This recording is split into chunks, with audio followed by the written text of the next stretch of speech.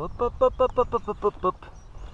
Bon bah du coup je vais en profiter, je suis sur l'eau, il y a pas mal de questions qui sortent sur la page assez récurrentes sur la pratique de la pêche en sup, et du coup je voulais en profiter d'être sur l'eau au calme, en retour d'une session, pour vous donner 2-3 petits conseils qui vous permettront de faire quelques prises bien sympas. Quel modèle de planche faut utiliser? Moi je dirais une planche pas inférieure en dessous de 10 pieds, 10 pieds, 10 pieds 6, 11 pieds 6, dans ces tailles là c'est pas trop mal. Après en largeur par contre, alors là sûr et certain au minimum du 34, mais vraiment grand minimum.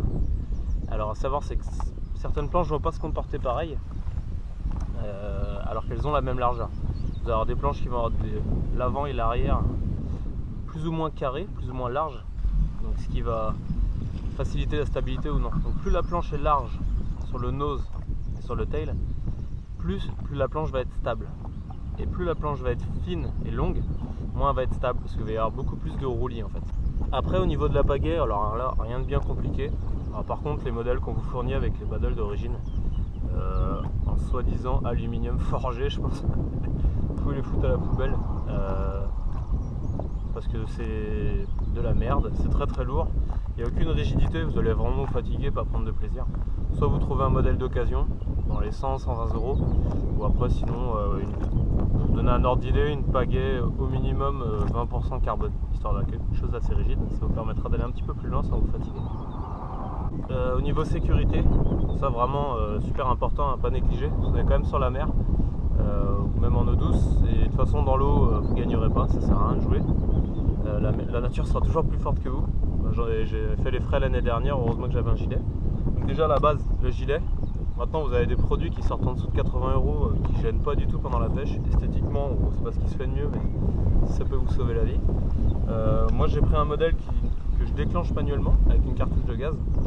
Et après vous avez des modèles qui se déclenchent automatiquement. Moi je le conseille pas parce qu'en paddle on est quand même amené à prendre un petit peu d'eau assez régulièrement avec les éclaboussures et compagnie. Moi je conseille le manuel. Ça, hyper important. Ensuite au niveau de la bagagerie, tout ce qui va permettre de transporter votre matériel, vous avez des produits maintenant qui sont vraiment bien adaptés. Par exemple chez HPA, moi j'ai celui-ci. C'est une bagagerie étanche. Par contre, vous avez le dessous qui est en filet qui va permettre à l'eau de s'évacuer. Alors pourquoi? Ça va simplement éviter de déjà prendre du poids et de retrouver tout votre matériel qui baigne dans la flotte. C'est pas forcément très agréable.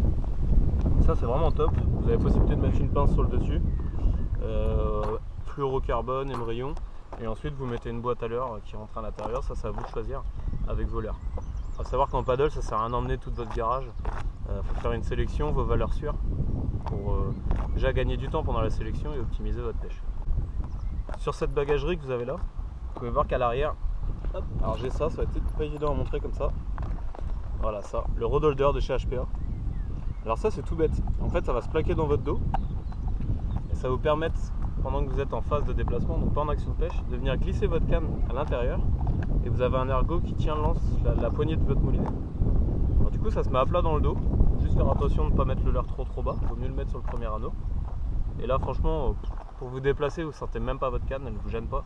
Ça évite de l'avoir sur le pont du paddle, venir marcher dessus ou la faire tomber comme j'ai déjà fait l'année dernière. Ensuite une petite astuce toute bête, alors je vais me lever pour vous le montrer, vous voyez un petit peu mieux. Votre pagaie, pendant que vous êtes en action de pêche, souvent elle va vous gêner. Donc en fait l'astuce elle est toute bête, c'est de prendre une corde avec une boucle qui passe dans l'autre, comme ça, pour vous retrouver avec ça en fait. Et pendant que vous êtes en action de pêche, dans les conditions un peu compliquées, vous allez passer la poignée de votre pagaie dans la corde, dans la boucle. Ce qui fait que pendant que vous pêchez, votre pagaie elle est à portée de main.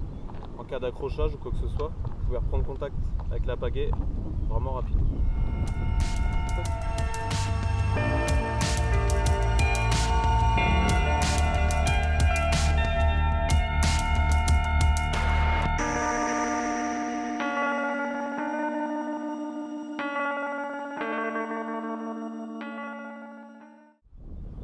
Alors après vous allez avoir un autre accessoire qui est vraiment, pour moi je pense, indispensable.